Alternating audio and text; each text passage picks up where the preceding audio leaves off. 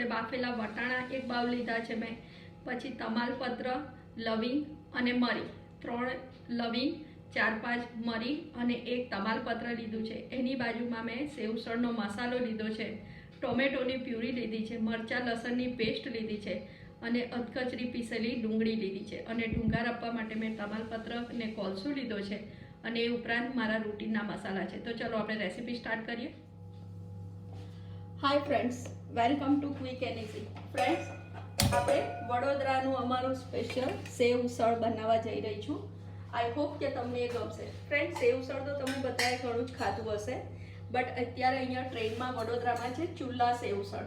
તો અત્યારે હું વગર ચૂલા સેવ ઉસળ બનાવવાનો ટ્રાય કરી રહી છું. આઈ હોપ કે તમને મારી રેસીપી ગમશે. પ્લીઝ ફ્રેન્ડ, તમે આ આખી રેસીપી જોજો અને ટ્રાય પણ ચોક્કસ કરજો. તો અત્યારે મેં એક તપેલીમાં 3 ચમચા ફ્રેન્ડ્સ તેલ થઈ ગયું એટલે મેં એમાં જીરું, તમાલપત્ર, લવિંગ અને મરચાં અને લસણની પેસ્ટ નાખી છે. હવે એને એક અડધી મિનિટ માટે આપણીની કચાશ દૂર થાય એટલા વાર સુધી રહેવા દઈશું. ફ્રેન્ડ્સ, મરચાં લસણની પેસ્ટને અડધી મિનિટ થઈ ગઈ છે, શેકાઈ ગયા છે. હવે એમાં આપણે ડુંગળી નાખી દઈશું અને ડુંગળી નાખ્યા પછી એને 1 થી 1.5 મિનિટ ડુંગળીની કમ્પ્લીટ કચાશ જતી રહે અને ડુંગળી આખી ગુલાબી રંગની થઈ જાય ત્યાં સુધી આપણે એને સાંતળવાની છે. એમાં અત્યારે આપણે મીઠું નાખી દઈશું તો આપણી ડુંગળી જરા સરસ જલ્દી સતળાઈ જશે.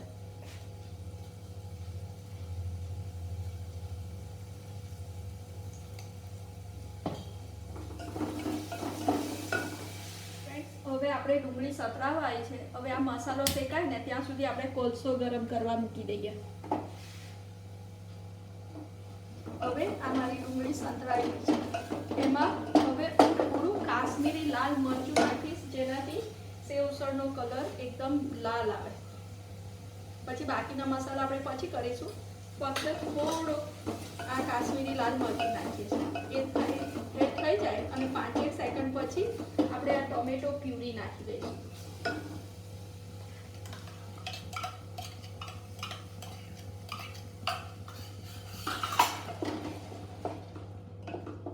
હવે આ ટોમેટો પ્યુરીને 3 થી 4 મિનિટ ધીરા તાપે એકદમ થવા દેવાની છે, એટલે કે એકદમ ચડી જવી જોઈએ અને તેલ છૂટું પડવું જોઈએ. ફ્રેન્ડ જુઓ, ટામેટાની પ્યુરી પણ હવે સતરાઈ ગઈ છે, મતલબ કે ટામેટા ચડી ગયા છે. હવે આપણે બાકીના મસાલા અંદર કરી દઈએ. ફ્રેન્ડ્સ, હવે જે આપણે મસાલા કરવા જઈ રહ્યા છે ને એ આપણા રૂટીન મસાલા અને એક છે આપણો સેવ ઉસળનો મસાલો, એ આપણે એમાં નાખીશું. તો રૂટીન મસાલામાં મેં ધાણા જીરું નાખ્યું છે, લગભગ 1 થી 1.5 ચમચી જેટલું. મારી ચમચી નાની છે ફ્રેન્ડ, એટલે તમે તમારી રીતે થોડુંક નાખી દેજો, પણ 1.5 ચમચીમાં બરાબર. આ હું જે સેવ ઉસળ બનાવી રહી છું ને એ 2 માણસ માટે છે. હળદર એક 5 ચમચી જેટલી. આમાં હળદરની બહુ જરૂર નહીં પડે, કારણ કે આપણને તો સેવ ઉસળ એકદમ લાલ ચટક જોઈએ છે. અને મરચું, લાલ મરચું. પણ આ જે મારું મરચું છે ને એ કાશ્મીરી લાલ મરચું છે, એટલે બહુ તીખું નથી. અને એની ઉપર આપણે 1 થી 1.5 ચમચી જેટલો આ સેવ ઉસળનો મસાલો છે એ અંદર નાખી દઈશું. હવે બીજી 2 થી 3 મિનિટ આ મસાલાને અંદર શેકાવા દઈશું. જો તમને એવું લાગે ને કે સાહેબ મસાલો નીચે ચોંટે છે તો તમે 1 થી 2 ચમચી પાણી. મસાલો પણ શેકાઈ ગયો છે. જુઓ, ઉપર એકદમ લાલ ચટક તેલ આવી ગયું છે ને, અને સુગંધ તો ફ્રેન્ડ એટલી સરસ આવી રહી છે કે ના પૂછોની વાત. તમે આ રેસીપી ચોક્કસથી બનાવજો. હવે આપણે આ થઈ જાય ને પછી એને ગેસ બંધ કરી અને એને સ્મોકી ઇફેક્ટ આપવાની છે. કેમ? કારણ કે આપણે ચૂલા સેવ ઉસળ બનાવવા જઈ રહ્યા છે. તો ચલો આપણે એને સ્મોકી ઇફેક્ટ આપી દઈએ. ફ્રેન્ડ્સ, જો મેં સ્મોકી ઇફેક્ટ આપવા માટે અંદર તમાલપત્ર મૂકી દીધું. તમાલપત્ર મૂક્યું છે ને એની પર હવે હું આ કોલસો. હવે આ કોલસા ઉપર હું થોડુંક તેલ નાખીશ અને પછી તરત જ હું ડીશ બંધ કરી દઈશ.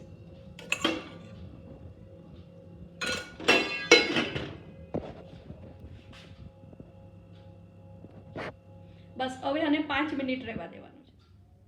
ફ્રેન્ડ્સ, 5 મિનિટ થઈ ગઈ છે. હવે આપણે આ ખોલીએ.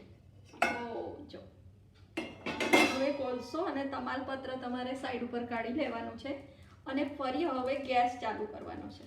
હવે આપણે આ સેવ ઉસળની આગળની કર્યા પછી એને થોડુંક હલાવી લેવાનું છે, એટલે આ જે સ્મોકી ઇફેક્ટ છે ને એ આખી તમારી આ ગ્રેવીમાં આવી જશે. હવે 1 મિનિટ પછી આપણે એમાં વટાણા અને પાણી એડ કરીશું લિક્વિડ કરવા માટે.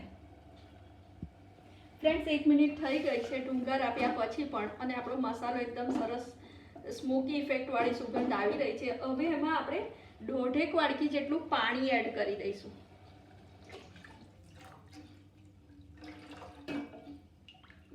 એ પાણી એડ કરી અને પાણીને એક ઉભરો આવે ને પછી આપણે એમાં વટાણા એડ કરી દઈશું. ફ્રેન્ડ્સ આપણું પાણી ઉકળવા માંડ્યું છે, તો ચલો હવે આપણે એમાં વટાણા એડ કરી દઈએ. ફ્રેન્ડ્સ જો પાણી બરોબર ઉકળવા માંડ્યું છે, હવે એમાં હું મારા વટાણા એડ કરી દઉં. પછી મને જોઈશે તો એ પ્રમાણે હું થોડું ઘણું પાણી એડ કરીશ, પણ લગભગ નહીં જરૂર પડે.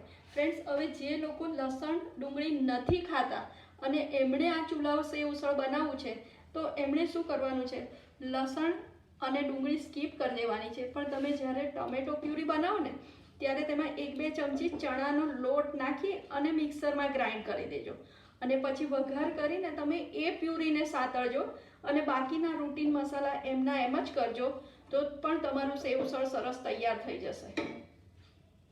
હવે આ સેવ ઉસળને આપણે ઉકળવા દઈશું. ફ્રેન્ડ્સ આપણું સેવ ઉસળ ઉકળીને રેડી થઈ ગયું છે. 7-8 મિનિટ થઈ ગઈ છે. So now it's time to serve. ચલો ફ્રેન્ડ, તો હવે આપણે આપણા સેવ ઉસળને સર્વ કરી દઈએ.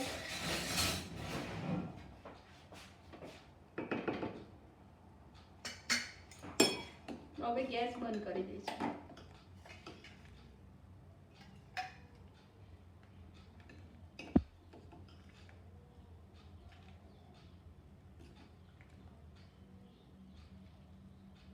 હવે એને ધાણાથી ગાર્નિશ કરીશું. ફ્રેન્ડ્સ અમારા વડોદરાનું સ્પેશિયલ ચૂલા સેવ ઉસળ રેડી છે. ફ્રેન્ડ્સ મેં સેવ ઉસળ સાથે લીલી ડુંગળી અને લીંબુ, સેવ, તરી અને બન 2 ટાઈપના મૂક્યા છે. એક છે તરીમાં શેકેલો છે અને બીજો પ્લેન છે. તમને જે રીતે ફાવે એ રીતે તમે બનાવીને એને સર્વ કરી શકશો. ફ્રેન્ડ્સ અહીંયા તમે સેવ ઉસળ ખાવા આવો ને તો તમને સેવ ઉસળ સાથે બાજુમાં ટીનમાં ઉસળ ભરીને જ આપવામાં આવે. તો મેં પણ અહીંયા તમને ટીનમાં ભરીને જ બતાવ્યું છે. તમે આ રીતે મારું સેવ ઉસળ ચોક્કસથી બનાવજો અને મને વિશ્વાસ છે કે તમને મારું સેવ ઉસળ જરૂરથી ગમશે. Thank you for watching. Friends મારી આ રેસીપીને તમારા ફ્રેન્ડ સાથે શેર કરજો અને મારી ચેનલને સબસ્ક્રાઈબ કરજો અને કમેન્ટમાં જણાવજો કે તમને મારી રેસીપી કેવી લાગી.